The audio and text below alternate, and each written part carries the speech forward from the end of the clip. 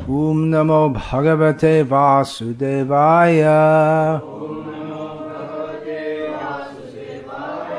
Om Namo Bhagavate Vasudevaya. Om Namo Bhagavate Vasudevaya.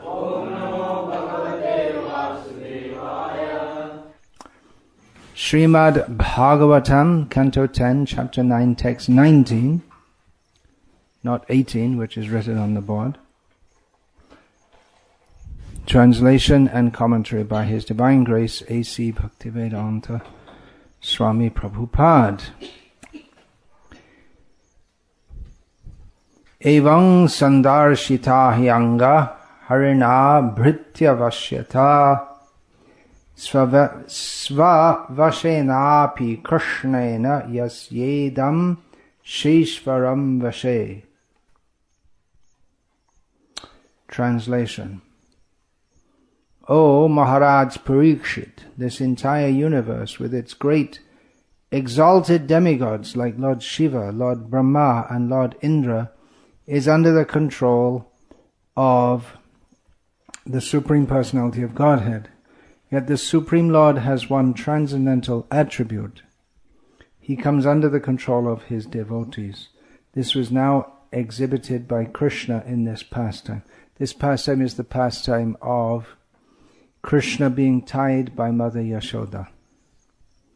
Purport. This pastime of Krishna's is very difficult to understand, but devotees can understand it. It is therefore said, Darshayangs tad vidang loka atmano bhaktavashyatam. The Lord displays the transcendental attribute of coming under the control of his devotees. As stated in the Brahma Samhita, Ekopyasau rachiyatong jagadanda koting yat shaktirasti jagadanda chayayadantaha andantarastha paramanu chayantarastham govindamadi purusham tamaham bhajami. By his one plenary portion as Paramatma, the Lord controls innumerable universes with all their demigods. Yet he agrees to be controlled by a devotee. In the Upanishads, it is said that the Supreme Personality of Godhead can run with more speed than the mind, but here we see that although Krishna wanted to avoid being arrested by his mother, he was finally defeated and Mother Yashoda captured him. Lakshmi Sahasrashata Sambhrama Sevyamanam. Krishna is served by hundreds and thousands of goddesses of fortune. Nonetheless, he steals butter like one who is poverty-stricken. Yamaraj, the controller of all living entities, fears the order of Krishna, yet Krishna is afraid of his mother's stick. These contradictions cannot be understood by one who is not a devotee, but a devotee can understand how powerful is unalloyed devotional service to Krishna. It is so powerful that Krishna can be controlled by an unalloyed devotee. This bhritya vashyata does not mean that he is under the control of the servant. Rather, he is under the control of the servant's pure love. In Bhagavad Gita, it is said that Krishna became the chariot driver of Arjuna. Arjuna ordered him, Senayo ubhayo madhye ratang sthapya mechuta. My dear Krishna, you have agreed to be my charioteer and to execute my orders. Place my chariot between the two armies of soldiers. Krishna immediately executed this order, and therefore one may argue that Krishna also is not independent. But this is one's agyana, ignorance. Krishna is always fully independent. When he becomes subordinate to his devotees, this is a display of ananda chinmaya rasa, the humor of transcendental qualities that increases his transcendental pleasure. Everyone worships Krishna as the Supreme Personality of Godhead, and therefore he sometimes desires to be controlled by someone else. Such a controller can be no one else but a pure devotee. This month is known as the Damodara month. It's dedicated to remembrance of and meditation upon this particular pastime of Krishna as Damodara, in which he becomes afraid of Mother Yashoda. When we use the word lila or pastime, we understand that although he's the Supreme Lord, he as if acts as not the Supreme Lord. So we might think that he's only pretending to be afraid of Mother Yashoda, but that wouldn't really bring out the real flavor in which he actually is afraid of Mother Yashoda. This is to be understood. He actually is afraid, which is most astonishing. The pastime of Mother Yashoda binding Krishna is well known, how naughty Krishna, well, that was the point. He was naughty by breaking the yogurt pot, and got punished by being tied up to the mortar, and then later he dragged the mortar and felled the Yamalajuna trees. So this is a synopsis of the pastime. It's well known. It's told in Srimad Bhagavatam and in other shastras also. And Srila Jiva Goswami in his Gopal Campu, which is a compendium of the pastimes of Krishna, he tells this story in more detail than we have it in the Srimad Bhagavatam. So I'd like to read this chapter, maybe half today and half tomorrow, from Gopal Campu, the pastime of Krishna's being bound by Mother Yashoda. Jiva Goswami takes from, based on the Bhagavatam story, and he also takes from Vishnu Purana, Harivangsha, and from his own realization as a resident of Vrindavan. In the truest sense, Jiva Goswami is a companion in Krishna's pastimes in Vrindavan. So the format of this Gopal Campu is that of two bards. Bards means reciters of stories.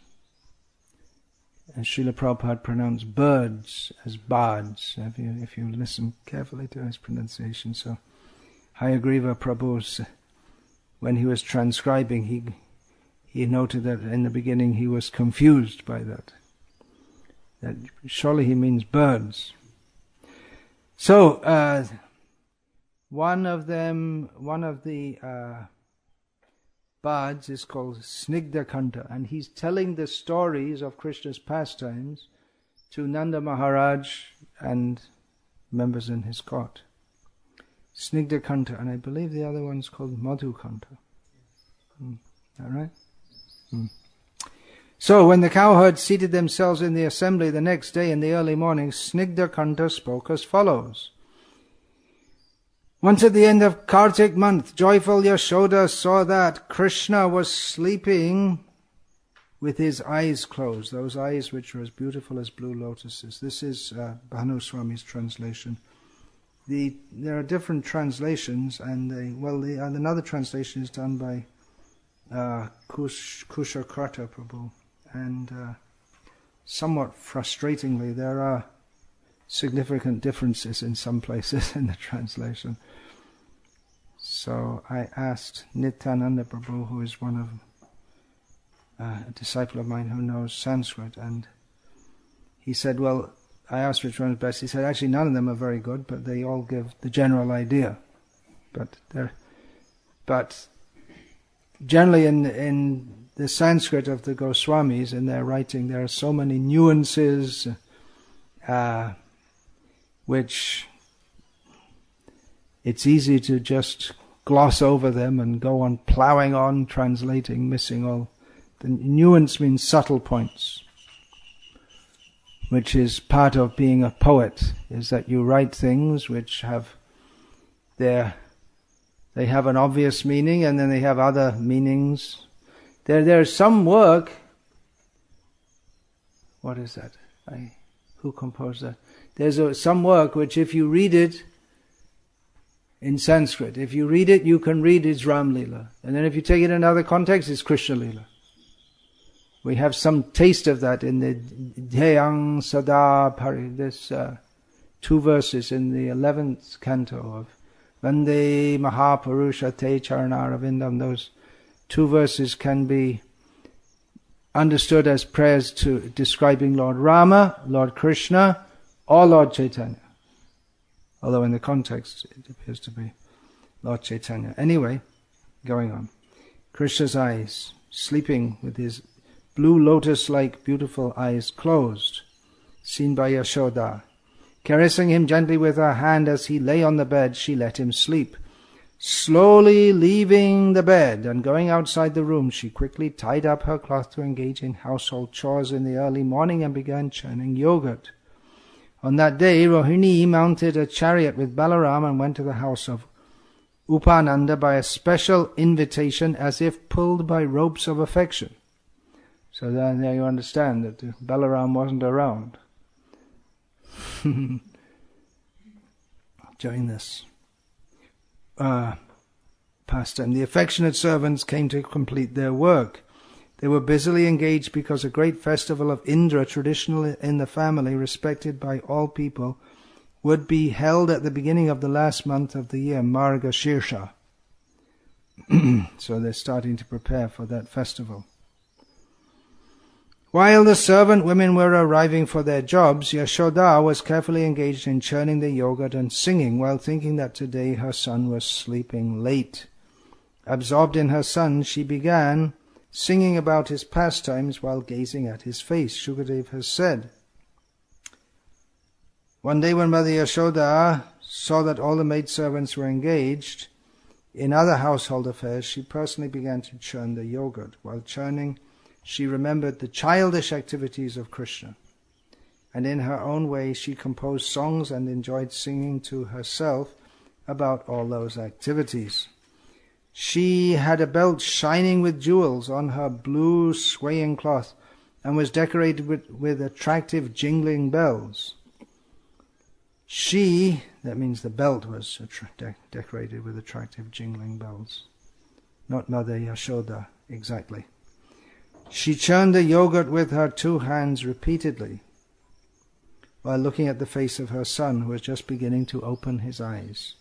So this is her song. O Tilak of the family of Nanda, you are living in Vraja. Since the people here have done hundreds of pious acts, you have given them great happiness. Seeing your actions, the eyes become joyful. By the great festival arising from this bliss, you give bliss to all the cowherds. O King of Gokul, filled with the auspicious action of killing Putana. You engaged in auspicious acts after overturning the cart, which destroyed the steadiness of our hearts. The Supreme Lord has brought you back after he killed the whirlwind demon. You crawl about in the beautiful yard. Lotus-eyed child, you are the greatest piety. You show the greatest skill at dancing and playing. You appear most attractive when you hold on to the calves' tails. You show false greed in arguing for fun with the elders. O Krishna, always give happiness to me, your mother. Stay in this house always. Please reveal your playful antics and quickly grow. You showed the power of the Lord, causing astonishment in showing the universe within you. May your body remain without old age and death and become the cause of joy by worshipping the Lord. The ocean of beauty woke up and that means Krishna, and immediately began crying. Getting up, he went to his mother. He appeared to his mother and others as follows. Breathing heavily, bending his limbs, rubbing his eyes, he cried, "Mother, mother!" Hearing the sound of churning, he walked on faltering feet to his mother. So you have to remember, he's still very young. Wouldn't be expected to be able to pull down some trees. In fact, even a fully grown man wouldn't be expected to do that. But, well, Krishna's different, isn't he? That's the whole point. Just going to shift position here.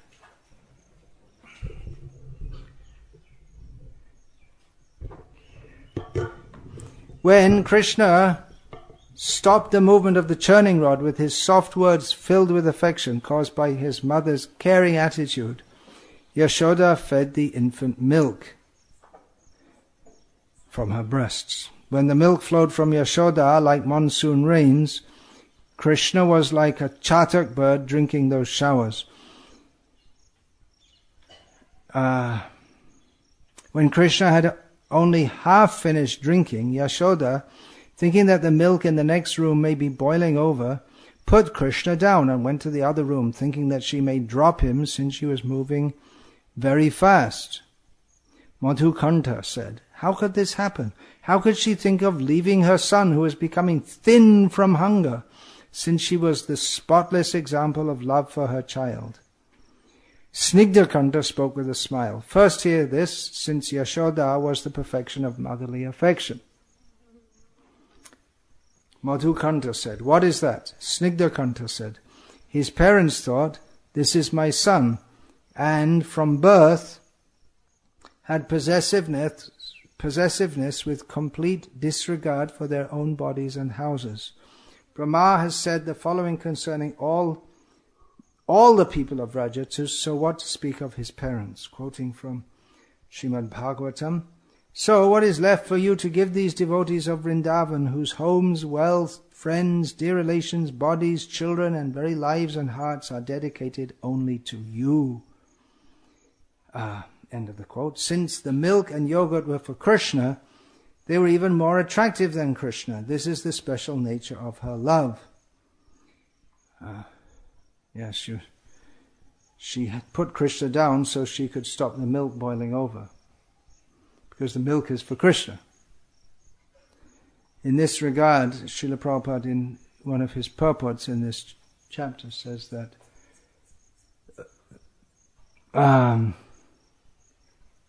the devotee may have different services, so he knows what to do at what time. So even directly serving Krishna, one may stop doing that to do something else which is required for Krishna's service. So Snigdhakanta continues, "This was her way of thinking. Enduring great difficulty, she was not aware of her household chores that should be done.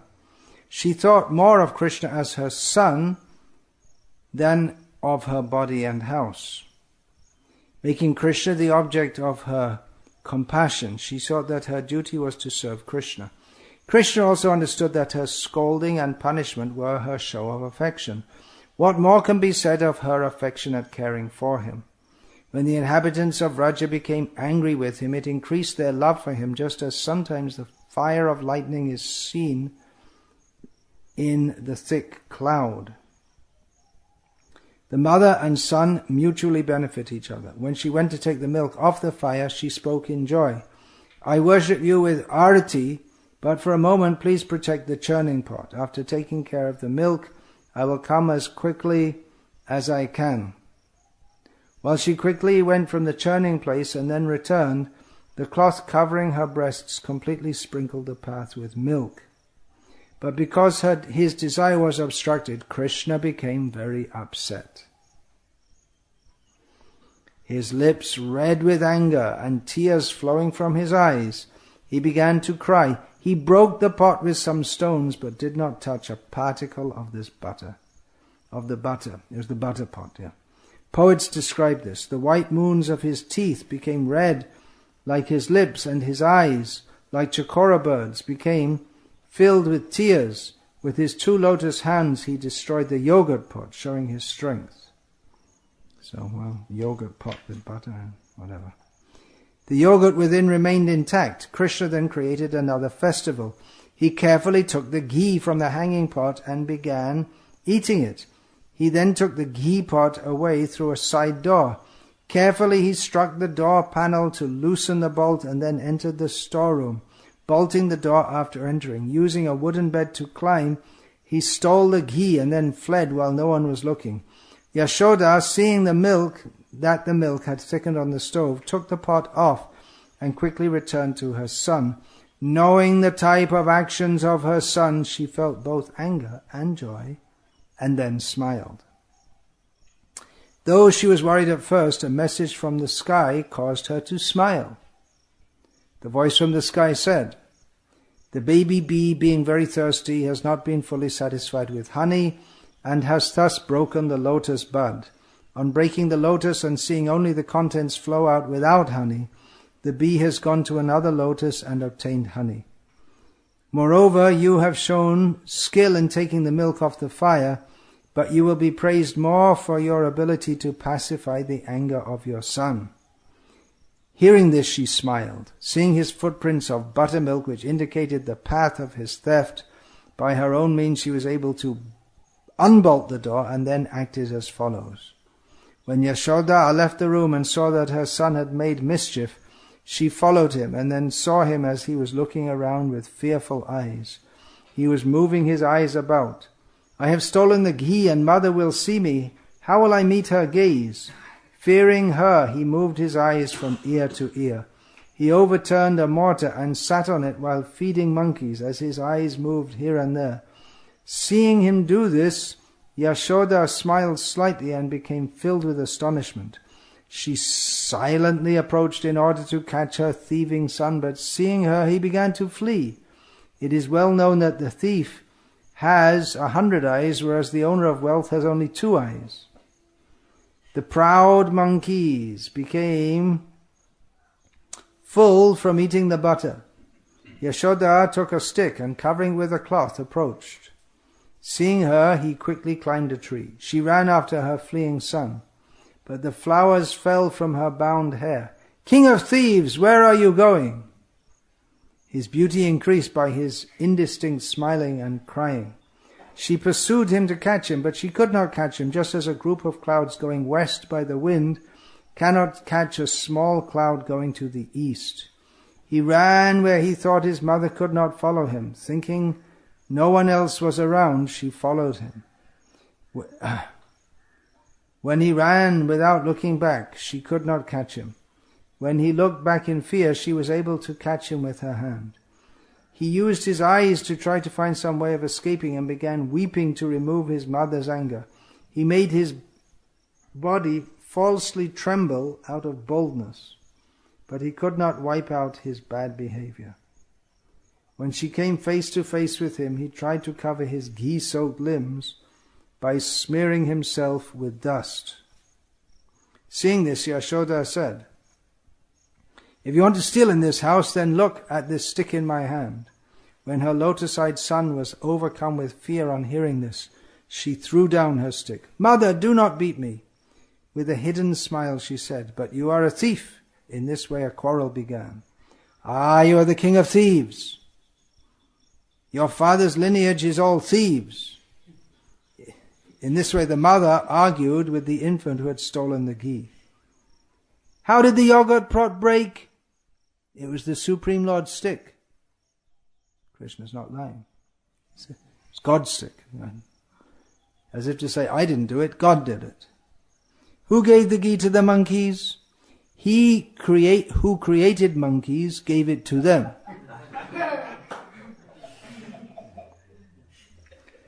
I think that you always taste and eat the fresh ghee meant for sacrifices. After Yashoda scolded the infant as a thief, her heart softened. Smiling but with anger, she said, "You should tell your secret and give up your pride." When his mother said this, her son began weeping. "When you ran quickly, the pot broke because of being struck by your anklets. What is my fault in this?" So he's blaming her.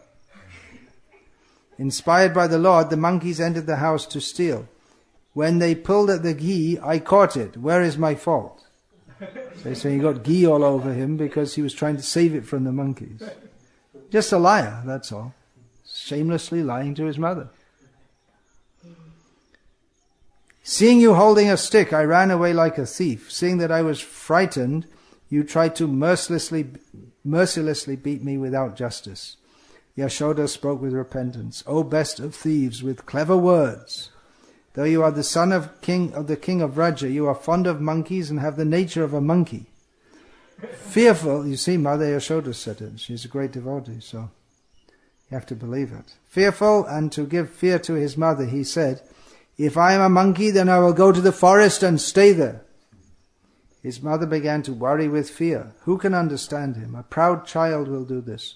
I must tie him up to prevent this, since I am alone and cannot continue to pay attention to both the house and this child.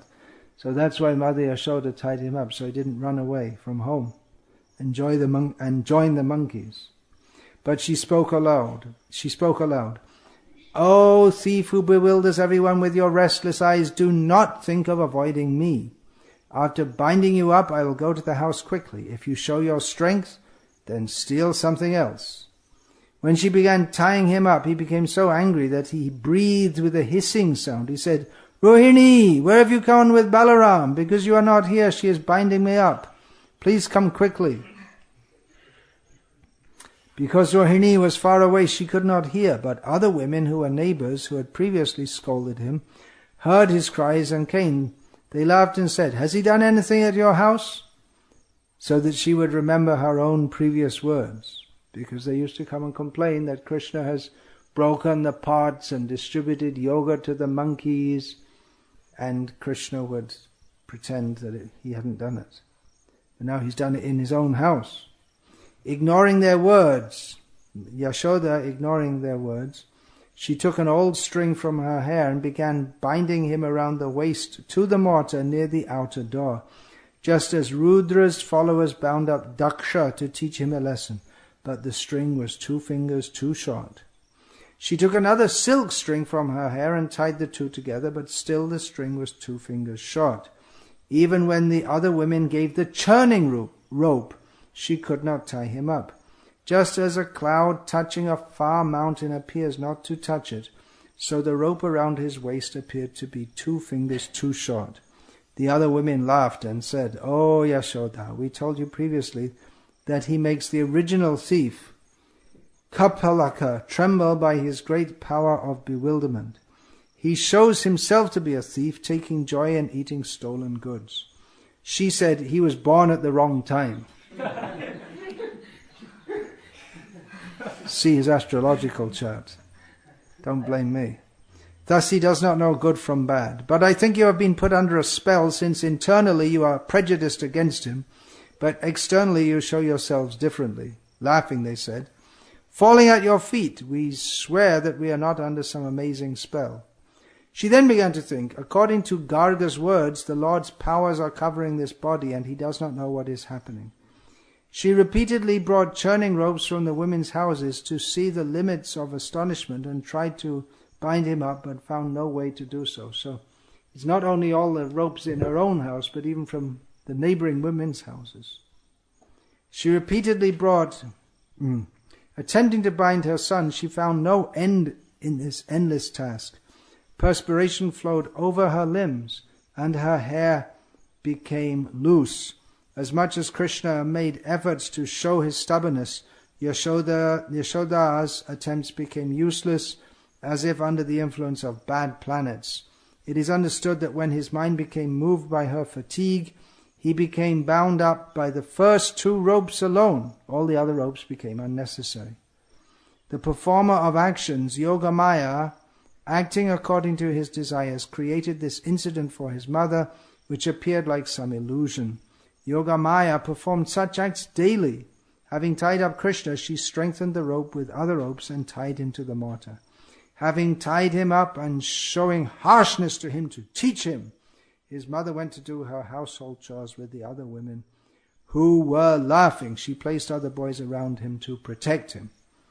To protect him means not to protect him from anyone else, but to make sure he didn't run away.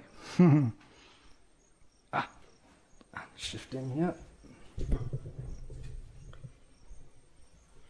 When the women left, he pretended to cry for a while. Then he became joyful at the prospect of moving the mortar to many places. Though he was tied up, with great faith increased by being surrounded by the boys, he played with them while smiling, moving the mortar bit by bit while they also laughed. He then had them go to the empty houses of the women and steal the butter hanging in pots. But he did not desire to free himself from the mortar using his hands or any instrument in order to give joy by pulling the mortar. He then saw the 2 Yamala Arjuna trees situated near the town gate, whose leaves were dancing in the wind. Gradually he made his way toward those trees. Snigdakanta, in freely describing this incident of breaking the 2 trees, wanted to show not the Lord's power but something else. Then, desiring to go to another place, he went along the path between the two trees, but the path was narrow between the trees and sloped down. The mortar became stuck between the trees. Desiring to pull down the two trees, he started pulling hard. A terrible sound arose from the trees, and he pulled the two trees down. All the inhabitants of Raja, other than the deaf, could not maintain their composure on hearing that sound. So there are deaf people in Vrindavan also, or maybe it's figurative, making the point that it was a loud sound. Actually, there's said about the Jarati, one old woman of Vrindavan, that she can't hear properly sometimes, and so they make all jokes which she can't understand properly. They make jokes about her. What was most astonishing, however, was that Krishna had broken the two trees, which were as hard as thunderbolts, but he could not break the bondage of affection he had with his mother. Poets praise this, and then some praises from poets that Jiva Goswami has included. I praise the child cared for by the women of Vraja. He has a dark complexion and his ankle bells jingle. He gives joy when he crawls. He produced a rough sound as he pulled the mortar over the earth. His eyes became restless at the curious, thunderous sound of the falling Arjuna trees. Hearing the fearful sound of the falling trees, the inhabitants remained in a fainting condition for a muhurta. Only the boys around Krishna did not faint. Experiencing the height of sweetness of his pastimes, they did not become frightened and remained immobile like painted pictures. Hearing that sound from far off, the villagers speculated on its origin and went toward the place. Arriving all at the same time and full of anxiety, they conversed with each other. How have these trees fallen without wind, without rain, without thunderbolts, without an attack by elephants? How is it possible for someone to uproot the trees when there is no one here? For that reason, everyone fainted on hearing that loud sound. They noticed that Krishna was near the trees and that he was smiling. Pulling the mortar, he was experiencing bliss in his actions. They surrounded him, saying, how did this happen? Seeing his father come from behind, Krishna began crying. His frightened father smiled in order to comfort the child and untied him. Kissing the child's face, he repeatedly asked what happened, though he knew the cause of his being tied up. Where is the rascal who has tied you to the mortar? Attached to his father, he approached him after some time and whispered to his ear, Oh father, mother did this. Yashoda, after recovering from fainting and repenting what she had done, told Nanda everything. Thus he already knew. So he knew even before Nanda untied him. He knew. But he did not want to say anything suddenly to Krishna while alone with him. Not with disrespect, but out of ignorance of the details, he asked the other boys, how did this happen? The boys spoke. Krishna went between the two trees in order to go to a wider space for playing and pulled the immovable mortar by its base in a crooked manner. He produced a cracking sound in the trees and suddenly made them fall to the earth. Then two people like fire, decorated with bracelets, crowns and earrings, emerged from the broken trees and offered respects in all directions. They then praised Krishna. The two then departed for the north. Hearing this, all the people with parental feelings, including Nanda, dismissed it as children's talk. Others, however, could not remove the doubt in their hearts. So even though Nanda Maharaj and all the other elderly members of Vrindavan had understood that Krishna already killed Putana, Shakatasura, and so many other demons, but they always thought that, well, it's just some amazing good luck. I mean, Krishna, he's just a little boy, he's dependent on us, so how could he do such things? That's their feeling. They're under the power of the lila Shakti of Krishna. Even though seeing his extraordinary power, they think he's just a little boy, like Kunja Bihari. If we tie up Kunja Bihari, can he drag a mortar between two trees and pull it down? Now he's getting afraid. Maybe he'll tie him up.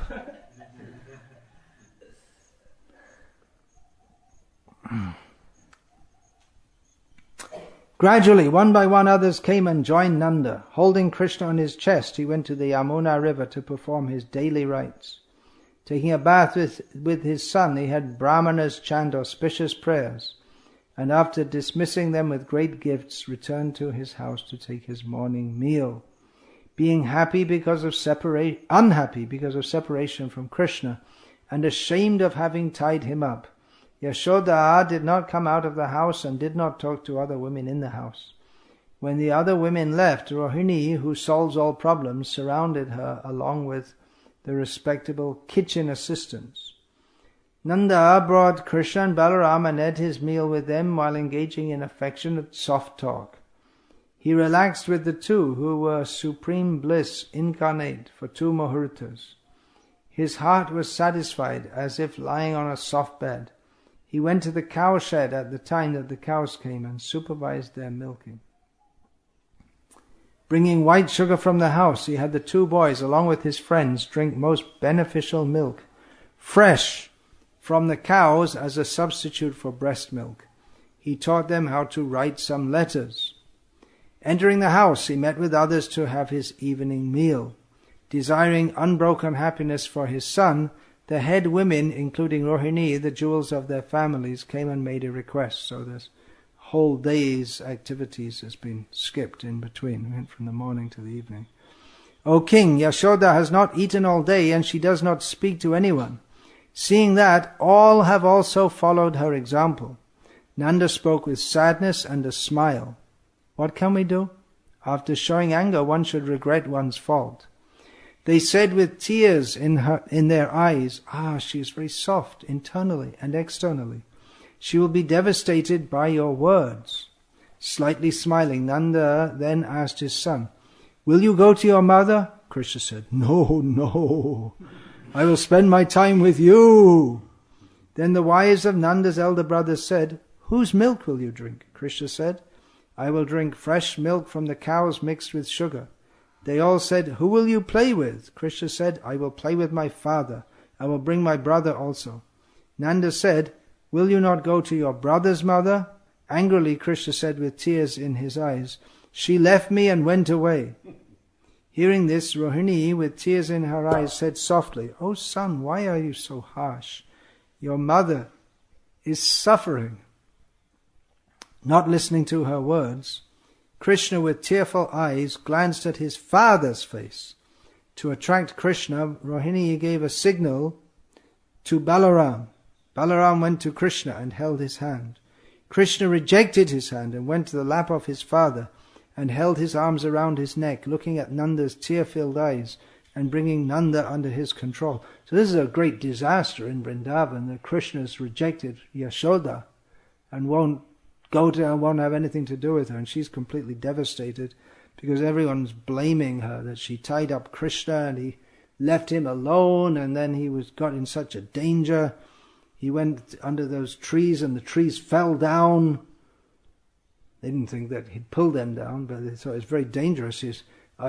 He was saved by Narayana, otherwise the trees could have killed him by falling on him. So it's a very tense situation. Krishna's angry with his mother, and she's devastated. Seeing Krishna's internal affection for his mother, Nanda raised his hand as if to beat Yashoda in order to reveal Krishna's affection for her. O son, if you agree, I will beat her. Krishna could not tolerate this and blocked Nanda's hand. Smiling again, Nanda, showing great compassion because of his parental affection, and understanding the heart of Krishna's mother, said, O son, if your mother is in this condition, what will you do? He spoke while smiling, indicating that she would die. Because of his childish nature, Krishna immediately became anxious for his mother. With tears in his eyes, he said, where is mother? I must go there. In anxiety, he went to Rohini's lap. While they were all noisily laughing, Rohini, who bestows the greatest happiness, took him and entered the house. He hugged his mother's neck while crying in joy. She kissed the child's head and made sounds like a cow. With melted heart she sobbed, making all others there sob. Yashoda pacified the women with comforting words, and a slight glow appeared on her face. She appeared healthy in other words, her face had become just as if there was no life in it. She looked almost like a dead woman. And then seeing Krishna's come to her, then the luster started to come back to her face. She appeared healthy with a beautiful face and satisfied her child with breast milk. With the other helpful women, she fed him and Balaram. For 3 days after the incident, being reserved, the Yashoda did not show herself to Nanda. But on another day, Krishna, on the order of his father, brought her to him, holding the edge of her cloth. From the day that he was bound, the women of Vraja called the beautiful dark child Damodara in a joking way. What poet amongst all the people in this world can describe Yashoda, whom Shukadev has said is much superior to Brahma, Shiva and Lakshmi? The drum roll of her fame announced by Shukadev wanders throughout the 3 worlds with great renown. And Krishna willing, we'll read that verse tomorrow. Nemam varincho nabhavo nashirapyanga sangshaya prasadam lebhire gopi yattat prapa vimuktidat. Neither Lord Brahma, nor Lord Shiva, nor even the goddess of fortune, who is always the better half of the Supreme Lord, can obtain from the Supreme Personality of Godhead the deliver from this material world such mercy as received by Mother Yashoda. Balaram said to Krishna with anticipation, "O brother, do you remember that you said we would live in the big forest?" Krishna said with a smile, "Oh yes, we will go and play there." Finishing the story, Snigdakanta said, "O king of the cowherds, a son has been born to you who transformed the trees into celestial devotees." All the assembled people, realizing joy from these narrations, then returned to their houses. Hare Krishna! Hare Krishna. So, we're going to tie up Kunja Bihari. He's looking a little afraid. Hare Krishna! Shri Damodara Bhagavan ki jai. Shri Damodara lila ki jai. Hare Krishna.